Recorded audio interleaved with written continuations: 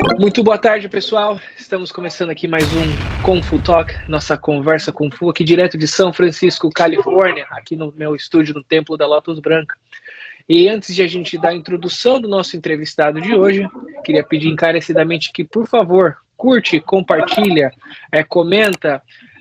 Estamos disponíveis no Spotify e no YouTube também. Então, por favor, pessoal, ajuda a gente lá nos engajamentos também. Hoje eu estou aqui com uma presença ilustre de um dos maiores grão-mestres do Brasil no estilo Louva-a-Deus. Louva-a-Deus 7 Estrelas. Ele vai estar conversando aqui com a gente sobre a sua trajetória nas artes marciais, sobre o processo de aprendizagem, sobre o seu projeto, sobre a sua escola. Muito boa tarde, grão-mestre Wagner Irineu. Tudo bom com o senhor? Não, boa tarde, tudo bem? Uma satisfação, é um prazer poder participar desse programa. Fiquei muito contente e vamos lá. Então vamos lá. Eu que fico agradecido por ter uma presença ilustre no nosso canal, um dos maiores mestres no Brasil, como eu falei, né? Tem um projeto gigantesco aí na cidade de São Paulo, no estado de São Paulo, e hoje a gente vai falar um pouquinho sobre a sua trajetória. Qual foi o seu primeiro contato nas artes marciais e como você decidiu praticar o estilo Louva-a-Deus 7 Estrelas? Na verdade, eu tive vamos dizer assim, assisti algumas séries, né? Uma delas foi aquela do David Carradine, Kung Fu. Uhum. Eu, muito jovem, queria buscar uma arte marcial, até fiquei meio preocupado, porque não sabia, assim, será que eu vou ser igual a ele, quieto, daquele jeitinho e tal? E aí conheci, por trabalhar num banco ali na Avenida Angélica, eu conheci uma das maiores autoridades de Kung Fu no Brasil, que é o grão-mestre Dirceu Amaral Camargo. Hoje foi o meu mestre, foi o introdutor, que ensinou tudo que a gente conhece um pouquinho da nossa arte marcial. Que legal. E quanto tempo são de treino aproximadamente, mestre? Nós temos aqui 20 anos com o grão-mestre Dirceu Amaral Camargo, depois eu fiquei mais 20 anos com o grão-mestre Li Wing-Kei. Uau! Já tem alguns anos aí, já tem uns 44 anos na arte marcial. Não vamos nem lembrar disso, viu? É muito tempo. Não, mas a gente vê que é uma bagagem histórica na parte da arte marcial. A gente está conversando, eu estou conversando com uma pessoa que realmente tem conhecimento, sabe daquilo que faz, vivencia a arte marcial, né? Então é bonito de ver realmente o seu caminho, a sua trajetória, porque acaba incentivando a gente que tem um pouco menos de experiência, né, muito menos experiência que você, e acaba a gente também utilizando isso como um incentivo para que a gente continue na prática da arte marcial, que é algo maravilhoso, né, não só na parte da defesa pessoal, mas na vivência, na saúde, no psicológico. Tem muitos benefícios para estar se utilizando dessa prática, desses exercícios físicos no dia a dia, né? Como que era o seu treinamento na sua época? Como que você acredita ou se houve alguma coisa, alguma história marcante, alguma coisa que você gostaria de compartilhar com a gente? Se o treinamento antigamente, se você acredita que seja da mesma forma que é passado ao dia de hoje, ou houve alguma adaptação de acordo com a sociedade, com a cultura que acabou, né, talvez evoluindo? Olha, com certeza o treinamento era totalmente diferente, isso é fato, né? A gente não tinha horário para começar, não tinha horário para terminar. O tipo de trabalho que era dado, ele era tenente do exército, né? E era um trabalho muito intenso, era um trabalho que a exigência não era só simplesmente fazer uma flexão, era um trabalho que teria que colocar não só mais a parte física, mas também a parte emocional. Então isso, para nós, foi um ensinamento muito grande. Hoje eu já vejo uma diferença enorme para qualquer tipo de trabalho que você venha apresentar. Lógico que eu não vou fazer o mesmo trabalho que foi dado para mim. Sem dúvida, eu consigo selecionar alguns atletas para que eu possa fazer um trabalho mais intenso, mas não é fácil. A cabeça hoje, a maturidade, ela mudou muito, né? A gente fala muito sobre o vício, né? A gente fala que nós temos uma cocaína digital. Se você perceber, hoje para você conseguir ter um aluno e largar o celular, é muito difícil. Um aluno para poder ensinar tudo aquilo que você aprendeu, é muito difícil. Eu tenho alunos que começaram comigo aqui aos 7 anos e está aqui, hoje ao meu lado, mais de 20 anos de treinamento, que hoje a gente conseguiu formar ele como Shifu, que não é fácil para passar por todas essas etapas. Então, eu vejo que é muito difícil ter o mesmo trabalho que foi feito anteriormente, na minha introdução, né? A gente vê que tanto a tecnologia ela veio tanto para agregar, como também, quando não é usada corretamente, ela acaba atrapalhando em todos os sentidos, tanto na parte acadêmica, de escola, de faculdade, quanto na parte da arte marcial. A gente vê, né, no período da pandemia foi muito usada para professores para estar continuando dar um segmento, um projeto online com alguns alunos, pelo fato de estar continuando tendo a sua fonte de renda com isso, mas infelizmente a tecnologia, num certo quesito, acabou aí. Você vê crianças, às vezes, com 3, 4 anos de idade, já com telefone, já com tablet. Aqui nos Estados Unidos isso é muito famoso. Onde você quer que você vá, não tem mais como você viver sem essa ferramenta do dia a dia. Mas, de novo, né, mal utilizado, acaba até trazendo problemas para vários quesitos, várias partes da vida, né? Mas como você mesmo disse, ela trouxe também alguns benefícios, né? Mas o benefício que a gente fala assim é o tomar um cuidado com a criança, o jovem, cuidado para que a gente consiga modificar alguma coisa. E a gente tem esse dom aqui, a gente consegue fazer, mas não é fácil. Nem sempre os pais conseguem entender. Acabei de colocar uma matrícula aqui de um aluno, se ele precisa aprender a andar, a correr, a respirar, coisa que ele não sabe, ele sabe teclar, e é diferente do trabalho que a gente coloca. Então a gente sente muito nas aulas que nós vamos ensinar. A paciência é a maior ferramenta para que a gente consiga desenvolver. O que eu acho interessante, grão-mestre, é que antigamente se falava assim na questão de disciplina apenas do comportamento, né? Quando se fala comportamento, respeito. Hoje tem que ter uma disciplina até nessa questão do uso de aparelho eletrônico, em que a arte marcial também ajuda, porque às vezes isso é uma criança, né? Na minha época era muito costume a criança, né, ficava viciado com videogame, ficava com essas coisas. Hoje é o videogame, o computador e principalmente o próprio telefone, o uso do telefone, né? Redes sociais, para você ter o pai, a mãe acabar dando uma lição de moral na criança, até fazendo uma correção, as crianças até ficam um pouco revoltadas quando tira o telefone, fica mais revoltada quando tira o telefone do que quando tira o videogame ou o computador dela, né?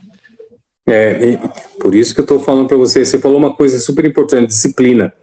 Né? Quando a gente chega na escola, o entrar, o sair, o respeito é muito grande. Se você vai numa escola pública, como é que você vai introduzir um respeito, uma hierarquia? É muito difícil. Por isso que a gente coloca aqui toda a introdução, não é a militar, mas sim a disciplina oriental. E isso modifica muita gente, o qual a gente teve experiências assim com pessoas, né, de níveis diferentes. A gente tem aqui médico, dentista, temos delegado, policiais, tem qualquer, as pessoas com vários grupos, né, e a gente consegue aí direcionar, inclusive o juiz de direito, aonde ele entra no tatame, é sim senhor, não senhor. Quer dizer, então são classes diferentes que a gente consegue no Kung Fu melhorar e muito, trabalhar muito isso aí. O que eu acho muito bonito na prática da arte marcial, principalmente no trabalho que o senhor faz, é esse conjunto de que, independente da classe social da pessoa, né, como você falou, a gente está falando de uma pessoa graduada, pós-graduada, né, um profissional, até da pessoa um pouco mais simples, que não teve aquela condição, talvez, de chegar num nível de escolaridade maior e consegue estar utilizando o uso da prática da arte marcial para também utilizar o seu benefício nessa parte. Com certeza, a gente fica até lisonjeado com isso, porque quando a gente traz as pessoas e elas conseguem entender e conseguem colocar para você, olha, eu consegui fazer isso, eu não consegui fazer aquilo, mas eu estou tentando, sabe? As classes são as mesmas, as dificuldades são as mesmas, ou talvez até um pouco mais. E, de repente, uma pessoa que vem um lado mais humilde, a transformação dele é maior ainda, porque eles são raçudos, são pessoas que têm realmente fibra, vai correr atrás, apanha, levanta e não perde nenhuma esperança, eles conseguem introduzir. Tanto é que muitos professores, eles já têm aí um conhecimento universitário pequeno, né? E a gente sabe que aqueles que têm já uma graduação, lógico, têm as suas áreas de trabalho. Então eles não entram para ser um profissional, mas sim um praticante da arte marcial mesmo. Realmente esse conceito é muito bonito mesmo. Partindo para o próximo conceito, qual que é a sua opinião e o que diferencia o Louva-a-Deus 7 Estrelas, né, com as outras artes marciais? Com os outros estilos, você fala, né? Exato. Para que a gente saiba, né, existe mais de 360 estilos catalogados. Nós temos aí diversos, aqui no Brasil, a colocação do Louva-a-Deus são imensas, mas também tem a introdução da garra de águia, que foi vários mestres que trouxe aí, né? E também é muito divulgado, como o Wing Chun, como serpente, como vários estilos. O Louva-a-Deus hoje, ele tem uma classe muito importante aqui no Brasil. Tem um reconhecimento, a gente consegue diferenciar com muitas escolas. A gente sabe que a dificuldade das escolas hoje, que você lembrou muito bem da pandemia, poucas escolas sobreviveram. E o Louva-a-Deus, a classe, o tipo de trabalho que é dado, nós conseguimos superar. E muitos voltaram. Lógico que nós perdemos alunos para a Covid, né? Não teve jeito, perdemos 1 ou 2 alunos, né? Graças a Deus tivemos um pessoal que conseguiu sobreviver aí. Mas voltando ao estilo Louva-a-Deus, a gente sabe que a introdução é grande. A diferença que eu falo, quando eu digo, é a introdução de quem coloca o estilo. O Kung Fu, ele é rico em tudo. Se você falar para mim, mas um é melhor que o outro, não, existe sim o orientador, aquele que introduz, aquele que coloca a sua opinião, que sabe ensinar de maneira que a pessoa entenda. Não é um melhor do que o outro, sim, um estilo é tão bom quanto o outro. Por isso que eu falo que a gente tem que tomar muito cuidado em conhecer uma escola, mas aquela escola, ela tem que ter aí um orientador para que a gente consiga saber a real origem da nossa arte marcial do Kung Fu. É isso, é o cuidado que a gente tem que ter.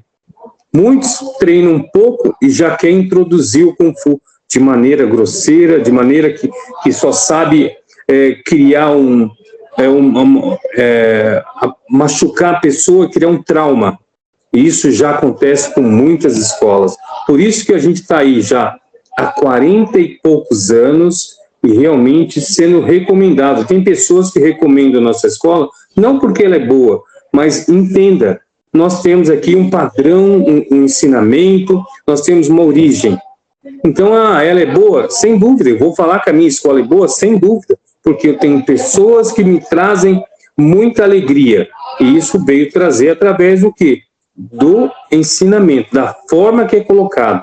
Então, você me perguntou, existe sim a diferença? Existe. Existe o introdutor, aquele que sabe ensinar. Você vai ver que é uma diferença enorme. Eu tenho muitos amigos, louva-a-Deus, como o Aurélio, como o Marcos Serra. Hoje é um dos maiores orientadores aqui de arte marcial do nosso Brasil. É um cara fenomenal, é um cara maravilhoso que tem aí uma introdução tão boa quanto nós. Inclusive, eu dei aula para ele. Mas hoje ele é tão bom quanto outros mestres fora do Brasil. Isso legal, pode ter certeza. É bonito de ver essa excelência, essa tradição sendo passada adiante com muito profissionalismo. Eu posso falar isso porque, né, como você mencionou, a gente está falando de uma arte marcial que iniciou há 300, 400, 500 anos atrás, se adaptou de acordo com as culturas e de acordo com as sociedades ao longo do tempo, e hoje está sendo passada a uma geração, né, no século XXI, que está aprendendo, seus alunos estão aprendendo no dia a dia, meus alunos dos seus alunos, que vão ensinar outros alunos, e assim a arte vai crescendo, e é bonito de ver esse profissionalismo, né, que começou lá atrás como uma arte da guerra, e hoje em dia a gente está passando essa parte, tanto na parte da defesa pessoal, como a prática da arte marcial, bem dizendo, acredito que é o motivo mais atrativo dos praticantes a se alistarem ou a buscarem uma escola, como também na parte filosófica, utilizando da filosofia da arte marcial para ter um bem-estar e vida. Com certeza, com certeza. A gente sabe que toda essa geração, né, que nem você falou de geração, a gente fala muito de geração cristal. Se a gente conseguir colocar essa mesma forma, esse mesmo trabalho de maneira diferenciada, a gente consegue sobreviver, ou melhor, manter essas pessoas longe e com o intuito de aprender uma atividade. Eu falo a arte da vida, não é arte marcial para machucar, porque eu sempre introduzo aqui, você aprende a lutar para não lutar, você aprende a observar, você aprende a evitar a situação. Agora, se tiver que usar, se defenda, não seja bobo. né? A gente fala muito sobre isso. Explorando um pouquinho sobre a sua fala em relação à prática dos estilos em si, eu achei muito interessante, porque Bruce Lee também falava que em relação, né, ao artista marcial, não é sobre a própria arte em si, mas quem na verdade se destaca hoje em dia são os artistas marciais, né? Por exemplo, Bruce Lee foi uma pessoa que chegou até um certo nível na arte do Wing Chun, depois desenvolveu seu próprio estilo, né? Então, assim, ele foi uma pessoa que acabou influenciando uma geração, continua influenciando até os dias de hoje, através da arte marcial que ele praticou e criou futuramente, que depois veio outros praticantes e acabaram praticando o Kung Fu tradicional, o Karatê. Houve ali o boom, né, nos anos 70, 80, onde todo mundo estava buscando o Kung Fu e o Karatê para poder estar praticando. E hoje em dia a gente vê, né, o MMA, o UFC ali com grandes lutadores aí, né, claro que a gente está falando de um estilo completamente diferente, isso, mas que né? acabam... Exatamente, mas que acabam também influenciando outros praticantes a estarem praticando, a estar buscando, né, um sistema de defesa pessoal ou até uma arte marcial para se completar, né, para se ajudar. Com certeza. Você poderia explicar a filosofia central, ou talvez qual que é a filosofia do Louva-a-Deus 7 estrelas e como ela se reflete nos treinamentos? Para aqueles que Vamos lá, filosofia. Você falou muito importante. Agora um assunto que até preocupa muita gente, né? Uhum. A gente coloca aqui sempre uma orientação que a gente fala que não é religião, mas que é disciplina, que é saber o entrar ou sair. A filosofia que a gente fala é a arte da sobrevivência. A gente faz o nosso dia a dia aqui com filosofias diferenciadas. Toda semana a gente fala sobre uma filosofia. É o que a gente introduz. Uma delas, vou até te falar agora, muitas vezes a gente tem 3 oportunidades. Uma flecha lançada, uma oportunidade perdida e uma palavra dita. Então, nós temos que pensar sempre nisso. Eu falo muito, eu sempre, no final das minhas aulas, eu coloco muito a introdução da filosofia, para que as pessoas entendam que, quando elas se enxergam artista marcial, ou mesmo algum querem ser um lutador de sandá, de boxe chinês, alguma coisa assim do gênero, elas têm que entender sobre a filosofia, sobre tudo aquilo que eles têm que colocar, porque na verdade o outro lado lá, eles têm que aprender com você, e você aprende com as posições que você se coloca. Muitas vezes, numa discussão, você consegue aprender alguma coisa, num debate você consegue colocar aqui a sua opinião e trazer mais informação para você enxergar. Sobre a filosofia do Louva-a-Deus, eu sempre vou falar para você, a introdução do Louva-a-Deus são as mesmas que a gente quer aprender. E quando a gente aprende, a gente coloca as nossas informações, as nossas vistas em cima das artes marciais. Então eu tenho muito disso, porque eu passei por muitas dificuldades. Nós viajamos nos 4 continentes. Eu fui para Stuttgart, na Alemanha, como chefe de delegação brasileira. Eu fui para Singapura como chefe de delegação brasileira. Eu fui para os Estados Unidos 2 vezes também, com o mesmo processo. América Latina, Peru, nós colocamos o Pan-Americano. Na Argentina, participando também do Pan-Americano. Quer dizer, é importante para que a gente saiba que filosofia é a arte daquilo que você ensina. É importante também ressaltar, né, mestre, que é interessante ver, como a gente falou, né, a gente utiliza de uma forma física, né, como exercícios físicos para trabalhar não só corpo, mente e espírito, né, é uma junção de uma prática, né, as práticas de Qigong, as práticas, né, do Tai Chi, meditações através do Kung Fu, que acabam beneficiando os artistas marciais para que eles possam ter uma melhora de vida, né, na sua trajetória aqui nessa terra. A gente até fala agora, né, não sei se você vai tocar nesse assunto, mas nós temos aqui situações que estão acontecendo com o estresse, com a ansiedade e com a depressão.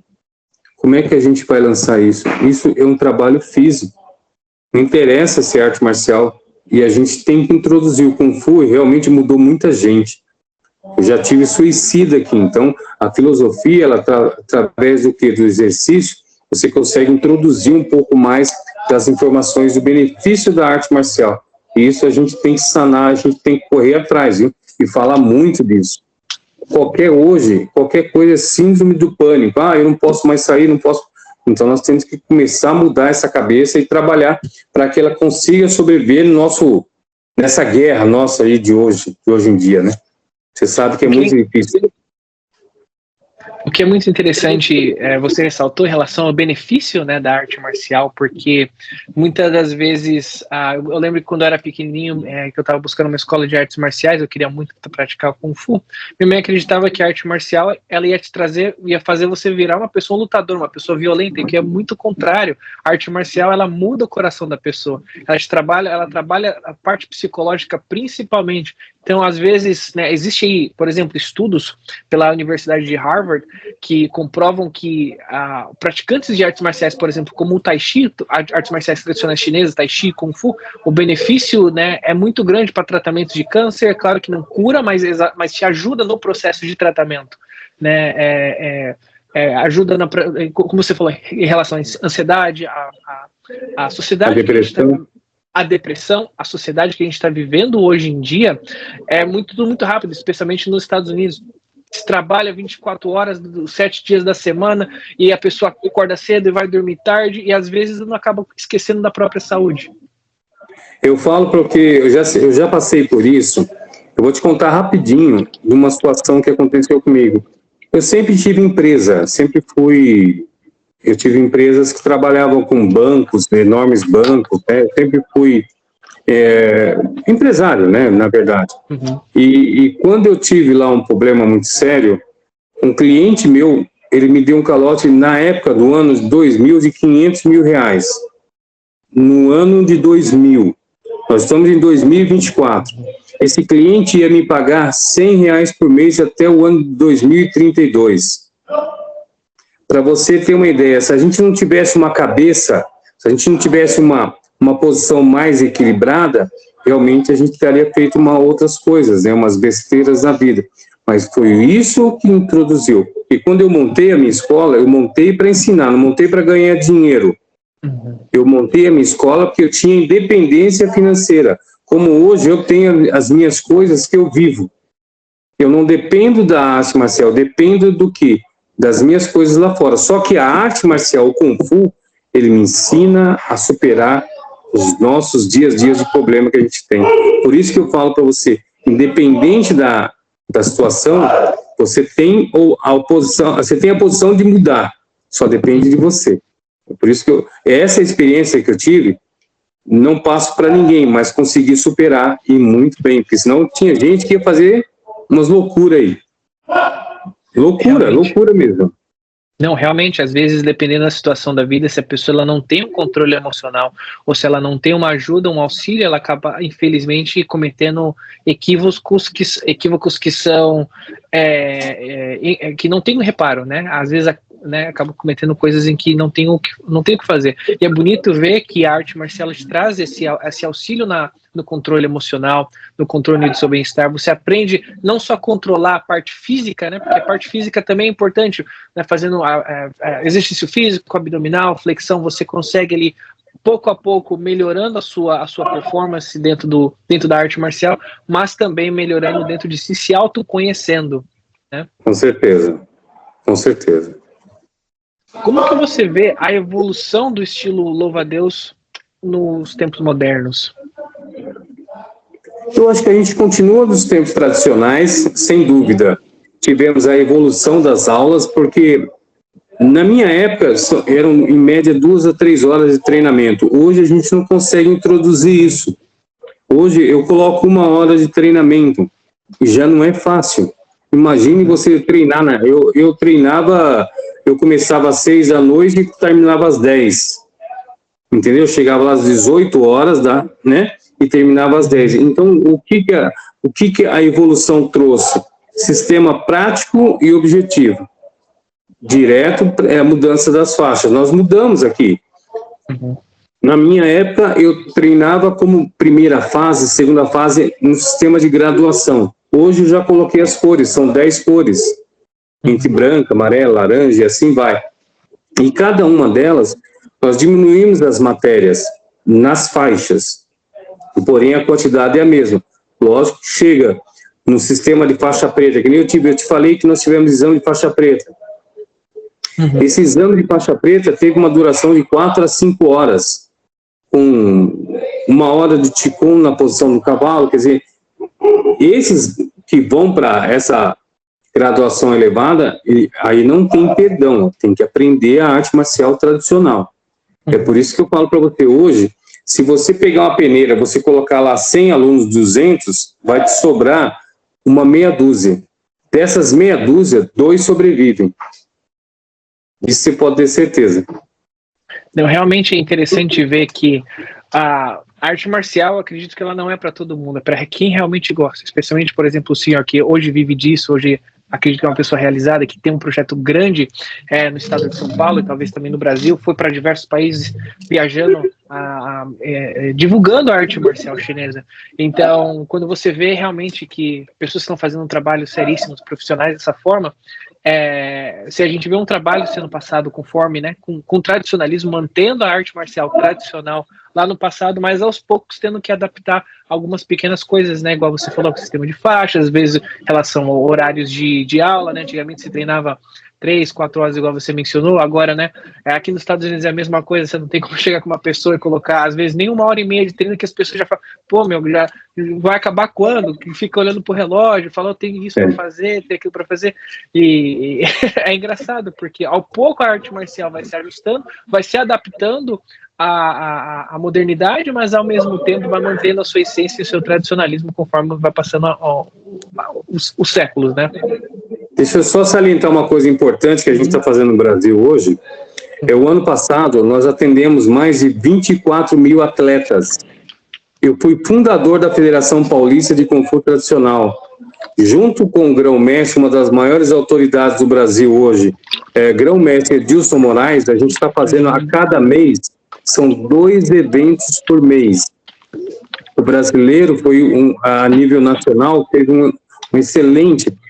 Para você entender, no evento que a gente faz, a média de 1.400 alunos, a gente consegue, com 100 árbitros, trabalhar, começando no horário 10 horas e terminar às 16 horas com 1.400 atletas. Então, nós conseguimos colocar o Kung Fu, hoje, no Brasil, um dos maiores divulgadores da arte marcial. Se você depois tentar entrar no link, você vai entender o que a gente está fazendo no Brasil, o evento. Que nem agora, domingo, eu estou no evento.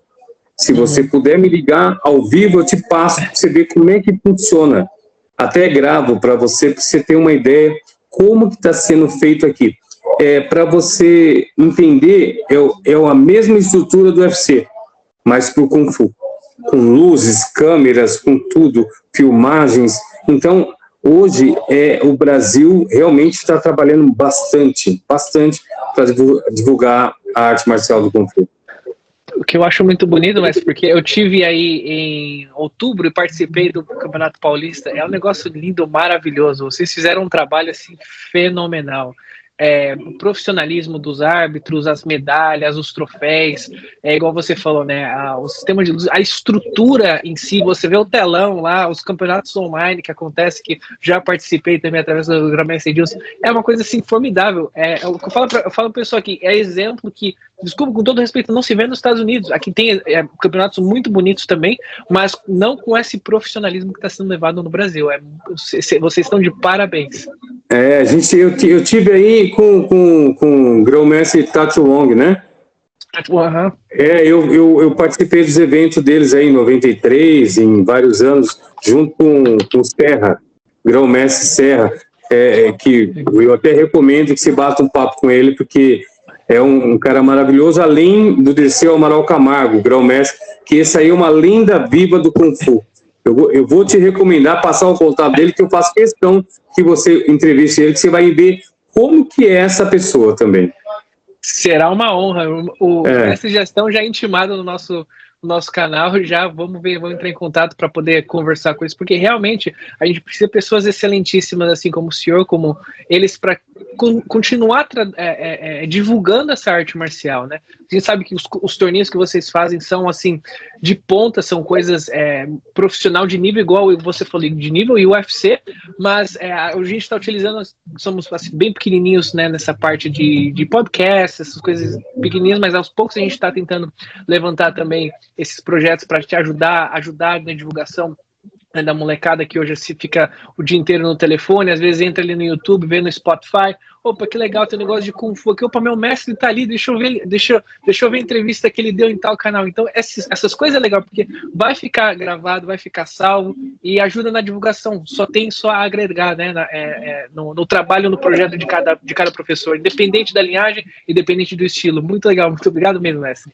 Imagina, eu que agradeço. Existem aspectos tradicionais que você acha que estão sendo perdidos com a prática da época contemporânea que a gente está vivendo? Existe sim, a gente fala muito de um trabalho mais pesado, que nem o sistema de combate, né? Hoje você não pode soltar isso em aula comum, principalmente no estilo tradicional, porque se você pegar um médico e chegar com o olho roxo para trabalhar no dia seguinte, não dá. Se você pegar uma pessoa, né, uma categoria feminina, e chegar toda roxa, vai ficar delicado. Então, realmente, existe sim, a gente tem que tomar muito cuidado, tem que semear bastante, a criançada principalmente, né, você não pode criar aí um trauma para que depois ela não compareça aí. Então, realmente, a gente tomar muito cuidado. Ah, mas você não dá luta? Claro que a gente faz o trabalho de combate. Tanto é que eu tenho o boxe chinês, mas separado do Kung Fu. São independentes, são trabalhos que a gente coloca para quem quer. Olha, eu quero alguma coisa mais, né, pesada, então vem para o boxe chinês. Aí é onde a gente coloca todo o treinamento mais pesado. Então a pessoa sabe que dali a exigência vai ser maior.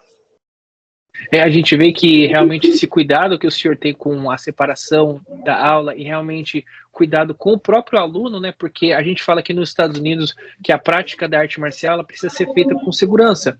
Não adianta você, às vezes, achar que a pessoa é um brutamonte, colocar a pessoa, às vezes, para fazer exercício, acaba se machucando, fica lesionado ali 4, 5 meses, depois do processo de recuperação acaba desanimando, nem voltando mais à prática da arte marcial, porque às vezes tem medo. Claro que acidentes acontecem, como é inevitável, por ser uma arte de contato, mas é muito bonito de ver essa organização que o senhor tem com a sua instituição.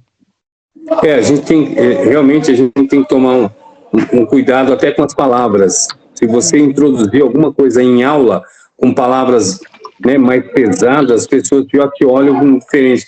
Como eu te disse, né, eu tenho um médico que recomenda a nossa escola, quer dizer, eu nunca vi o médico, eu não conheci. Então, a palavra a recomendação hoje é o que diferencia uma escola. Eu não tenho um outdoor lá na porta enorme, mas eu tenho a recomendação através dos nossos próprios atletas. Então, isso vem mudar muito. Inclusive, só rapidinho, né? Esse ano eu saí como candidato a vereador em Osasco, para que a gente conseguisse alguns benefícios, né? Mas o Kung Fu é assim, ó, é cada um para o seu lado. Não introduziram, não entenderam, mas é política. Não, realmente, política não é legal. Mas não tem ninguém para representar nós. O Kung Fu, a nossa classe, ela sempre é de um político e não de um técnico marcial. É diferente para que a gente consiga colocar. Mas foi um aprendizado maravilhoso. Tive aí a sensação de saber quem é realmente que quer o Kung Fu, que ele quer que cresça, não que fique sempre dependendo. Então, a gente tem que tomar muito cuidado com isso. A classe política é terrível, você sabe disso, é terrível, terrível, terrível. Não é fácil. Às vezes a gente até vê, né, mestre, é uma questão de certa individualidade, né? Por exemplo, o senhor que saiu para vereador para tentar ajudar uma comunidade de artes marciais, não só talvez em prol só do Kung Fu, mas talvez também outras práticas, como outros esportes, e às vezes as pessoas acabam, como você falou, né, talvez interpretando de uma forma incorreta, e às vezes lutar pela causa, às vezes acaba atrapalhando, né? A gente quis, né, colocar isso, inclusive eu falei com o grão-mestre Dilson, ele me deu todo o apoio importante, mas valeu como experiência, né? Eu realmente só queria colocar aí todo o nosso conhecimento para divulgar o nosso trabalho. É só isso, nada além disso. Eu não preciso dessa situação, entenda? Eu não tenho essa preocupação de falar assim, eu vou lá porque eu quero ganhar dinheiro. Não quero ganhar dinheiro, sabe? Eu não estou dizendo que a gente progredia, não vou pegar meu salário, não é isso. Eu só queria colocar o Kung Fu. Se eu conseguisse colocar um programa em todas as escolas aqui desse município, seria maravilhoso. Quando que a gente não ia ter de atletas? Eu visitei vários projetos sociais aí, as pessoas tudo descalça, sem apoio, sem ninguém para poder ajudar. Sem ninguém. Então aí falar, não adianta. Aí ele vai lá dar um dinheirinho pro cara, aí já vem falar daquela situação, o sem, sabe, o sem segurança, o sem saúde, o sem... Então fica tudo complicado. Mas foi válido, foi importante. Até isso, às vezes, acaba sendo como uma questão de aprendizado, como você mesmo mencionou, né? A gente acaba reconhecendo algumas coisas, reconhecendo quem realmente está do nosso lado, quem não está. Então, aos poucos, a gente consegue realmente abrir os olhos, né? Até porque são situações da vida, mas às vezes tem que ser bola para frente, né, mestre? Com certeza. Quais são os valores mais importantes que você busca transmitir para os seus alunos? Olha que pergunta maravilhosa, né? A gente fala de valores. O meu valor agora aqui é familiar. A valorização do pai e da mãe, a valorização de tudo aquilo que você ensina. Quem foi seu professor? Foi seu pai e sua mãe. Quem é seu melhor amigo? Seu pai e sua mãe. Então, eu procuro colocar aqui sempre as pessoas que estão treinando. Quem é essas pessoas? São seu irmão de treinamento. São aqueles que vão te ajudar, independente da graduação, independente do trabalho. Nós estamos aqui para somar em conhecimento, somar em técnica e, sem dúvida, um aprender mais do que o outro. Então, a minha recomendação é a família. Eu coloco aqui, se você falar assim, olha, eu vim treinar, eu não vou treinar esse mês porque eu não tenho dinheiro. Não, você vai treinar. Quando você tiver dinheiro, você bota. Porque nós estamos semeando você. Você é uma família que está sendo semeada, sabe? Todo dia eu estou jogando um pouquinho de água para crescer. E de repente você fala, não vou, não, esquece o dinheiro, vamos colocar. Eu já passei várias experiências como essa e tive um resultado muito positivo. Eu não perdi o aluno e com certeza eu tive um resultado positivo, foi muito legal. Então eu julgo muito a família, viu? A família ela é muito importante, né? Tem que andar sempre de mão dada, porque a família é quem vai dar o suporte, talvez, de casa para o aluno, o incentivo para que ele continue praticando, e o professor vai apenas reforçar aquele aprendizado para que ele possa sempre estar desenvolvendo a arte marcial. Então, a família ela é muito importante mesmo, e é bonito de ver essa parte, essa prática que vocês conseguem conciliar, né? Ou juntar, ou reforçar, vamos dizer assim, reforçar esse auxílio familiar dos praticantes de artes marciais, principalmente atletas que às vezes acabam viajando, precisa, né? Às vezes, dependendo, o pai e a mãe não entendem muito, mas quando conhece o projeto, conhece como que o aluno está se desenvolvendo dentro da prática da arte marcial, como aquilo está fazendo bem na vida pessoal dele, às vezes o pai e a mãe até começa a pensar de uma forma positiva, correto? Com certeza. Tanto é que eu tenho os projetos em projetos sociais, né? A gente faz também esse trabalho. Aqui no Brasil tem uma Casa do Zezinho. É uma instituição enorme. Eu tenho muitos atletas lá, inclusive um professor que mora na Casa do Zezinho e introduz a nossa arte lá, o nosso estilo. Por isso que é importante hoje. Se a gente puder semear um pouquinho, a gente consegue salvar muita gente. É isso que é importante. Realmente a gente consegue ver, é bonito de ver no Brasil isso, essa prática da arte marcial, que às vezes começa em projetos sociais, impactando a vida de pessoas, né? Às vezes pessoas, né, que às vezes não tem nada para fazer, tanto adolescente como adulto, criança, ao invés de estar na rua fazendo o que não deve, tá ali praticando artes marciais. A gente vê campeões de UFC, né, que começou também nessa prática, às vezes moravam numa comunidade, né, numa favela, e às vezes acabou subindo ali, hoje está no pódio, hoje é um campeão mundial, né, hoje providencia para a família dele o que ele jamais poderia providenciar se caso ele estivesse talvez no mundo do crime. Só para te lembrar, a federação, junto com o grão-mestre Wagner, nós temos aí um projeto com 950 crianças 950. Elas não pagam um centavo, pelo contrário, nós temos uniforme, nós temos alimentação, nós temos condução e participação nos eventos. Então, eu consigo fazer um evento só com projeto social. Então, realmente, é um trabalho muito importante para que a gente mude um pouquinho essa geração cristal que a gente fala. Né? É verdade, é importante, é muito, tá de parabéns. Qual conselho você deixaria para quem está pensando em iniciar nas artes marciais?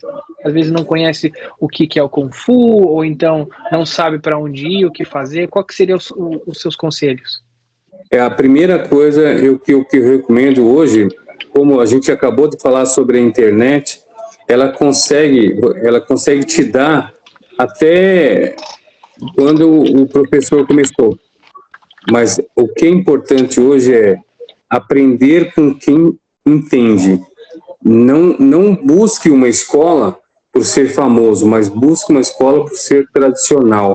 Busque um professor que te oriente para que você seja alguém. Quando você fala ser alguém, é ser alguém diferente.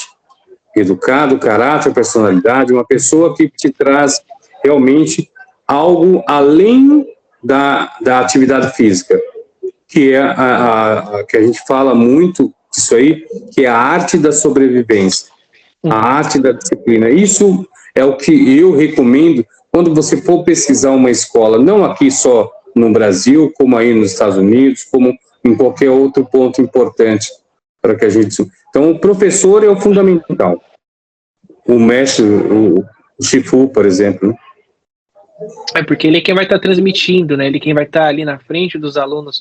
Às vezes, como você mencionou, uma escola grande, mas quem está por detrás ali? Quem é que está guiando o seu filho? Quem é que está guiando a sua filha? Quem é que está incentivando o seu filho, né, na prática da arte marcial? Outra coisa importante, muitas vezes a gente fala financeiramente, tem escolas que elas colocam realmente o Kung Fu, mas elas ficam igual a algumas igrejas, sabe? Uhum. É só o dinheiro, e não tem introdução. Não faça isso. Aprenda com quem quer ensinar. O dinheiro vai ter que vir para poder manter uma estrutura, para poder manter uma escola. Mas não pegue um professor que só quer te ensinar em cima daquilo que você coloca, só o financeiro. Aí acabou a essência. O Kung Fu perde totalmente a essência. Que vira algo material, né, mestre? Vira algo comercial, né? Exatamente. Comercial. A gente fala assim, pô, mas ele só cobra tudo, ele só cobra aquilo. Para você ter uma ideia, vou fazer exame e eu não tenho dinheiro para pagar. Faça o exame. Sabe? Vamos crescer. Eu sei que se eu semear ali, eu consigo futuramente ter alguém do meu lado. Só que tem que tomar muito cuidado, você também não pode dar nada, porque as pessoas não dão valor. Elas têm que sentir, como que eu faço? Eu não tenho financeiro, mas eu posso vir aqui na academia limpar o tatame. Então você vai vir na academia limpar o tatame. Ele tem que aprender o valor daquilo que ele está aprendendo, né?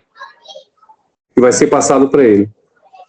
Exatamente, até porque você estudou, você treinou quando a gente está falando de uma carreira de 40 anos, para simplesmente às vezes ser passado por uma pessoa que às vezes treina 2, 3 meses, 6 meses, não quero mais porque, né, foi de graça, veio fácil, tá indo fácil. Então às vezes tem muitos praticantes que às vezes vê essas oportunidades, vê o coração bom do professor, do mestre, igual o seu, transmitindo essa essência dessa arte marcial, pela bondade do professor, às vezes acaba até abusando da bondade, né? Essa que realmente é a palavra que eu queria estar utilizando. A gente teve a experiência de passar com vários mestres, não sei se você já ouviu falar do Carto Wong, deve ter ouvido falar aí, né? Uhum. Carto Wong, ele esteve no Brasil, nós tivemos vários trabalhos com ele, eu tive a participação do mestre Tat Mong também, junto com o grão-mestre Liu Winkei. Quer dizer, é um trabalho que foi, vamos dizer assim, investido muito. Não só financeiramente, como tempo, treinamento, como tudo. Por isso que eu falo, dê valor. Valorize aquele que te ensina. Esse é o maior fundamento para que a gente tenha, sabe, mesmo que você saia da escola, eu saí do grão-mestre Dirceu Amaral Camargo, mas hoje é um dos maiores mestres do Brasil. Eu saí agora, criando a minha independência como mestre, do mestre Liu Wing-Kei. É uma das maiores autoridades de Kung Fu no Brasil. Todos merecem um respeito, independente se saiu com a maneira que saiu. Não se esqueça, nunca perca as suas origens. E a gente tem que sempre valorizar. Por isso que eu falo, pai e mãe. No Kung Fu a gente tem pai e mãe. Nós temos, então, é importante que a gente dê o valor. Tanto é, se eu vejo o mestre Li hoje, o mestre, tudo bem, como vai o senhor, tal, com todo respeito, com toda humildade. O grão-mestre de seu Amaral Camargo, a mesma coisa. Mesma coisa.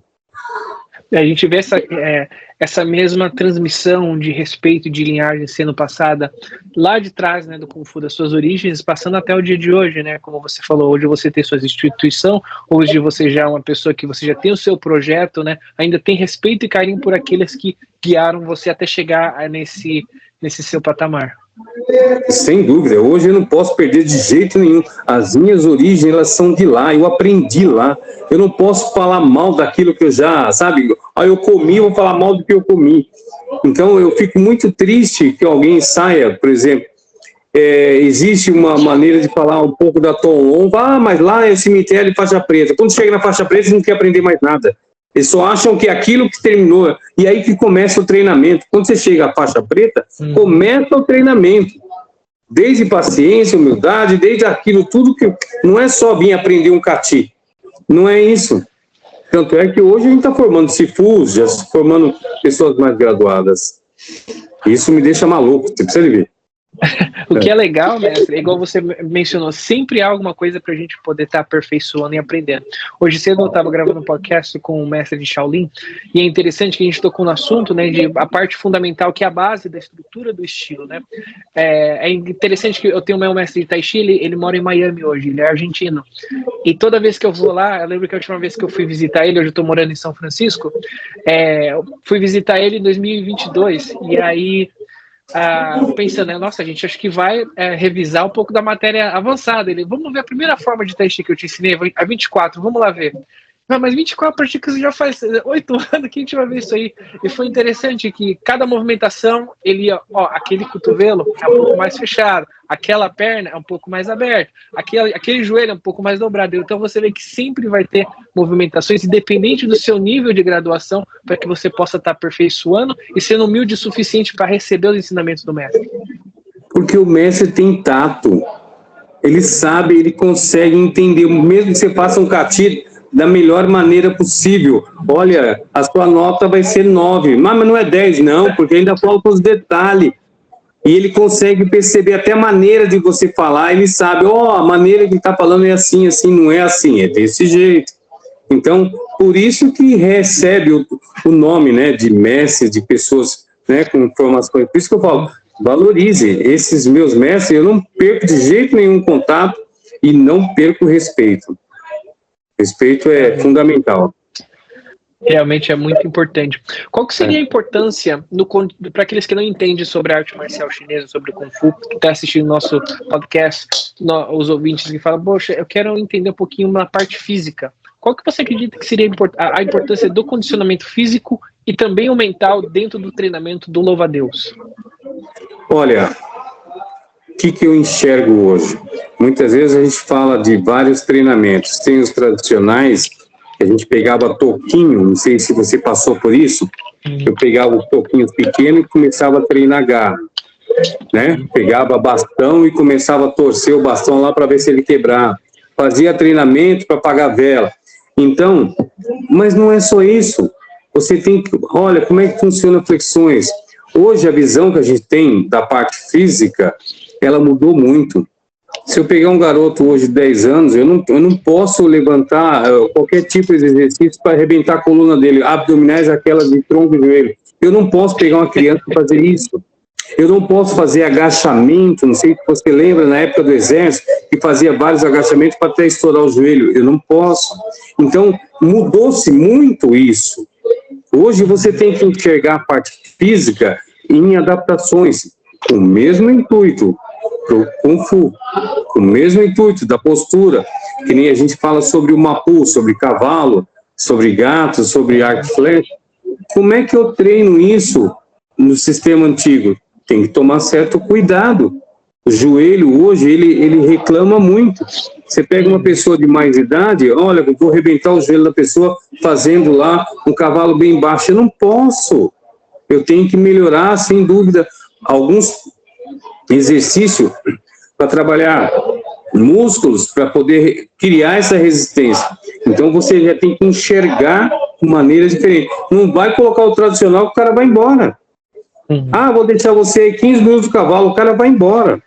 E ele não vai aparecer aqui. Como é que eu preparo isso? Então, vamos lá. Estudos entre flexões abdominais, chutes, quadril, preparar o quadril, alongamento. Antigamente, você pegava uma corda e ia puxando.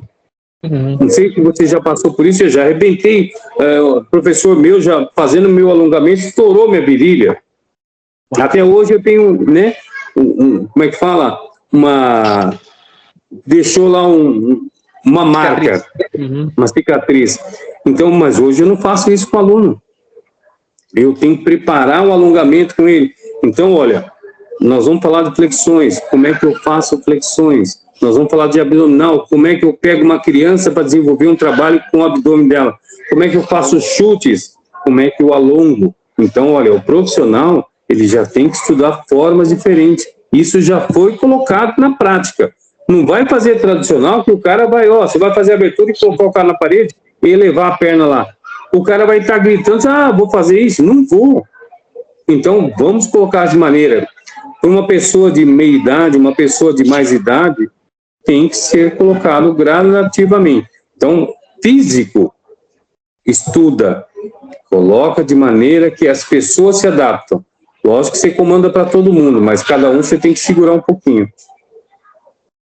Isso é importante porque a gente trabalha no bem-estar da pessoa, né? A partir do momento que ela tem uma lesão, ou às vezes carrega essa lesão pro resto da vida, fica até chato, porque a reputação daquele professor, né, acaba se caindo, ou talvez da escola, né, que está passando isso adiante, e não há o estudo, e às vezes o aluno acaba se machucando e acaba tendo uma vida aí, né, entre aspas, miserável, pelo fato de ter ali, às vezes, um problema no calcanhar, às vezes um problema no ciático, uma dor nas costas, que poderia ter sido evitado se caso fosse um pouco mais profissional, igual você mencionou, né?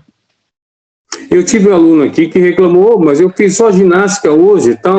Eu vou embora da academia. Eu falei, não é assim. Eu quero, não, então vamos mudar, vamos trabalhar. E cada pessoa, você tem que colocar uma forma. Mas o seu estilo é tradicional? Mas se eu for levar o pé da letra, tem pessoas de mais idade que não vai conseguir atingir o que a gente quer. E essa pessoa era de mais idade. Falou, eu não vim aqui para sofrer, eu vim aqui para treinar Kung Fu. Se você dá um exercício a mais, alguma coisa a mais, ele já fala, não quero, eu não aguento fazer isso. Sabe, então tem que mudar a cabeça, tem que trabalhar muito a parte mental. Você falou da parte mental, tem que trabalhar com ela, tem que introduzir de maneira diferente. Olha, o nosso objetivo é esse. Vamos atingir? Vamos. Como é que eu faço para chegar lá em cima no penhasco, na montanha, lá em cima? Então você vai por etapa, vai degrau por degrau. Meu mestre sempre fala assim, para você aprender o Kung Fu, tem sempre o primeiro degrau. Não tem uma escadaria? Então você vai subindo. Com o tempo você vai conseguindo colocar isso na prática. E isso muda muito, viu? A pessoa que é fácil ficar 45 na posição do cavalo aqui para fazer exame de faixa preta e depois fazer lá 300 chutes, 600 abdominal, fazer socos, fazer luta de coachu, fazer todas as formas da branca até a preta. Tudo que você aprendeu, você tem que apresentar. O exame de faixa, tudo que você aprendeu, você tem que apresentar, inclusive teoria. Da onde surgiu o seu estilo, quem é, o que foi, qual que é a geração. Se você pesquisar aí, nem eu sabia, mas eu estou aí na árvore genealógica das revistas americanas. Depois eu te mando o link. Nem eu sabia. Que legal, mestre. Para você ter uma ideia, eu nem sei quem é a pessoa que conseguiu colocar tudo isso aí. Então é bacana isso, né? A gente vê e o cuidado que a gente tem que ter. O cuidado. Palavras, sabe? Eu não quero ser um cara polêmico para ser famoso, né? Você sabe que tem vários mestres que cria polêmica para ser famoso. Eu não quero, eu quero ter eu quietinho no meu lugar. Se eu puder, fica melhor. Que legal, mestre. É bonito ver essa sua humildade, porque o trabalho que a gente faz, o trabalho que o senhor faz, reflete, né, no seu futuro, reflete na vida dos seus alunos, dos praticantes. Né? Às vezes a pessoa na internet nem precisa de audiência ou de pódio, mas gosta de lá lacrar, gosta de falar mal, gosta, né, de acabar falando isso e aquilo, e é triste de ver, às vezes a pessoa aparenta ter tanto conhecimento, e como você disse, às vezes você fazendo o seu trabalho no seu cantinho aí, normal, ajudando os outros, ajudando os seus alunos, né, você acabou aparecendo na revista internacional, né, se tá buscando, você já viu, puxa vida, olha só onde eu fui parar. É verdade, por isso que eu vou mandar para você se dar uma olhadinha lá depois, é bacana isso. Que legal. Bacana. Partindo aqui agora para o conceito em relação ao papel da repetição no aprendizado de formas e técnicas do louva-a-Deus. A gente sabe que a gente vive, né, como foi no início da conversa, numa sociedade que anda com muito estresse, anda tudo muito rápido, não tem tempo para nada, quer aprender tudo muito rápido. Qual que é o processo de adaptação, de repetições na parte do aprendizado do Kung Fu louva-a-Deus? Olha, eu vou te falar que quando eu coloco aqui para fazer algum ensinamento, eu coloco aqui o início das aulas, a gente fala assim, olha, todos vocês são diamantes, e esses diamantes têm que ser lapidados. Quando a gente fala de repetição, eu falo assim, olha, repita 10 vezes, já repeti e acabou. Não, aí você está errado. Você tem que fazer 20, 30, 40, porque só a repetição ela te traz aí um resultado positivo. Mas é só repetir? Não. Você tem que sentir aquilo que está fazendo. Quando eu falo em ensinamentos de forma, aí a pessoa faz o movimento com um gesto com a mão ou com a perna. Eu falei, mas você tem um corpo inteiro. Você tem um abdômen. Qualquer forma que você fazer, você tem que sentir o músculo até na ponta do dedo. Se você não começar a ver isso, realmente você não aprendeu kati nenhum. Até a introdução de formas, isso não é só no louva-a-Deus, isso é, né, nos outros estilos, mas no louva-a-Deus você tem que ter essência. Então a introdução, ela tem que entender aquilo que é que nem comer, você tem que sentir o paladar. O louva-a-Deus, você tem que sentir o movimento, eles têm que se colocar na posição do louva-a-Deus. Então é difícil, você falou, tudo é difícil as pessoas entenderem. Mas a paciência é o que você tem que colocar para eles. Você quer aprender? Então, paciência. Tanto é que esse formado agora levou 10 anos para faixa preta. Quem que tem paciência para isso? Se eu formar o cara em 2 anos, eu não formei ele faixa preta. Você pode ter certeza disso. Eu formei um atleta. Foi lá, fez a faixa, bum, aprendeu, mas não tem essência. Porque não é só realmente a parte física. Não é só saber chutar. Chutar é fácil, socar é fácil. Mas a colocação é difícil. Para dar um nocaute é difícil. Você sabe como é que é complicado. É legal essa essência que você falou, que você transmite através da paciência da arte marcial, porque, como eu repito, né, a gente vive numa sociedade onde todo mundo quer aprender tudo muito rápido e acha que o Kung Fu você vai fazer num dia, no outro você já vai ser faixa preta, e é um processo de graduação, um processo de transição, um processo de autoconhecimento. Eu tive alunos que começaram comigo muito jovem, hoje estão com, né, todos formados, tem 1 ou 2 faculdades, e estão tendo a mesma paciência. Eles vêm para o mesmo treinamento, todo dia eu acho um detalhe. Não sei se você já ouviu falar da historinha do Messi, que colocava todo mundo na formação no templo, e todo dia ele falava assim, olha, vocês têm que fazer isso, e todo dia ele achava um cisquinho no chão. Vamos lá de novo, vai lá. No dia seguinte o aluno olhou e falou, todo dia o Messi acha um cisquinho no chão? Espera um pouquinho, vou limpar essa sala e não baixar um. Foi quando o Messi entrou e começou a fazer toda a introdução filosófica. Ele não achou nenhum cisquinho. Ele levantou e falou, olha, não tem nenhum cisquinho no chão. Realmente, mestre, todo dia isso eu achava. Ele estendeu a mão para a pessoa e falou, agora, parabéns, você passou para um outro nível. É o que a gente quer colocar, que as pessoas acham o cisquinho, para que elas sejam mudadas de nível. Porque A faixa nada mais é que segurando as calças. O que ela tem que aprender é na parte teórica e prática. Então, a calça, ela só é segurada com as faixas. Ah, mas eu sou um faixa preta. Você pode, amanhã, tomar um nocaute de um cara menos graduado. E aí, como é que faz? Ah, não é porque você é faixa preta que... Então, o que eu falo muito é isso. Aprenda sempre a observar.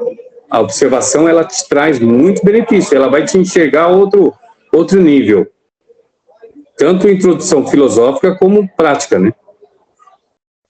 Hoje eu estava falando com um aluno mais antigo, foi isso que eu passei para ele. Tá faltando isso aqui, você já, né, faixa preta, Shifu, tá errando um detalhe bobo, né, então... Que legal, mestre, é bonito de ver essa arte marcial sendo transmitida com tanto carinho, com tanto amor e com tanta paciência. Com certeza. Com certeza. Bom, mestre, eu acho que a gente chega por aqui. Queria utilizar esses últimos minutinhos para você promover a sua escola, falar como que aqueles praticantes que querem treinar o estilo louva-a-Deus, como que te encontra, onde que te encontra, sites, YouTube, canal de YouTube, Instagram. Se tiver algum evento agora em 2025, você quiser divulgar, exame de faixa, fica à vontade. Muito bem, eu agradeço, né? Eu fiquei muito feliz de poder conversar com você. Realmente, a gente sabe que qualquer informação é importante. E hoje, a gente sendo entrevistado por uma pessoa tão importante que nem você, que você tem um canal fora, poxa vida, fiquei contente. Nós temos aí o nosso site, que é tolon.com, né? E nós temos também o Instagram, que é só procurar o Tolon, a mesma coisa. E agora, dia 15, tem campeonatos aqui no ginásio Babi Barioni, na Água Branca, em São Paulo. Todo mundo está lá. E, se precisar da gente, nós estamos na Vila Iara, na Avenida Deputado Emílio, ou melhor, na Avenida dos Autonomistas, 413, em frente ao terminal Osasco, divisa com São Paulo. O nosso contato é 4558-4000, 11-4558-4000. Estamos abertos a qualquer informação e conhecer a academia será sempre um prazer. Não é academia, é escola. Eu sempre falo, olha, mas você vai na academia? Não, eu vou numa escola. Eu tenho que aprender. Academia você treina, é diferente. Isso muda muito. Que legal. Mestre, muito obrigado.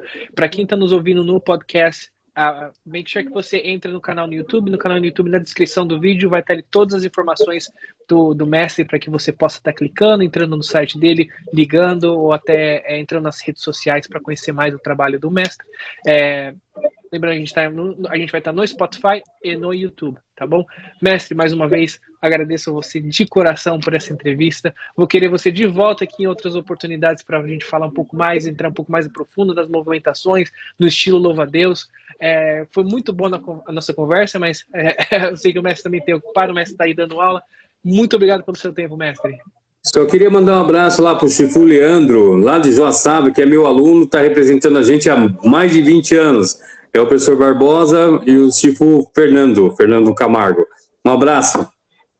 Ótimo, mestre. Muito obrigado. Muito obrigado você, internauta, telespectador que ficou até esse momento ouvindo o nosso podcast. Lembrando, por favor, comenta, compartilha, escreve seus comentários e até a próxima, pessoal. Tenha uma boa noite.